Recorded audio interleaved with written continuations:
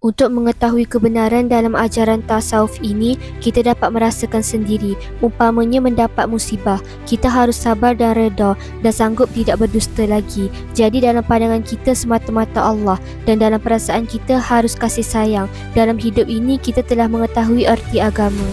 Akidahku, aku tidak mahu taklid buta lagi, walaupun ulama memakai dalil-dalil dan nas yang hebat. Alhamdulillah, kini jiwaku tenteram dan bahagia. Hidupku puas dengan nikmat Allah dan setiap saat. Dalam soal ibadah, aku tidak takut sedikit amal. Perasaanku kini tiada lagi merasakan takut dan gentar. Aku tidak takut dengan neraka dan tidak takut seksa, dan tidak takut sedikit amal dan tidak takut dicela, dan tidak takut dikafirkan makhluk, tidak takut miskin dan tidak takut mati. Kata-kata takut itu lenyap semua dalam perasaanku. Sebaliknya, aku merasa senang, bahagia, kasih sayang, sabar, cinta dan redha. Dan aku telah merasa nikmat di dalam nikmat. Semua nikmat, tidak ada bala dan seksa. Kini aku tidak minta syurga lagi, kerana nikmat itu syurga dan telah kurasakan di dalam dunia ini. Dunia nikmat, akhirat pun nikmat.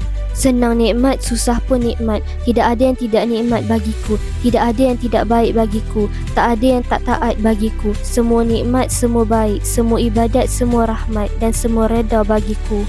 Dalam pandanganku tak ada lagi iblis dan syaitan, manusia dan jin, malaikat dan nabi-nabi. Semua Tuhan dan Tuhan semuanya. Pada hakikatnya semuanya Allah. Hanya dengan cara beginilah hamba Allah akan mencapai ketenteraman jiwa dan kebahagiaan. Dengan inilah caraku mencari kebenaran mutlak, dan tak ada lagi yang lebih bahagia daripada kebahagiaan seorang ahlul ma'rifat.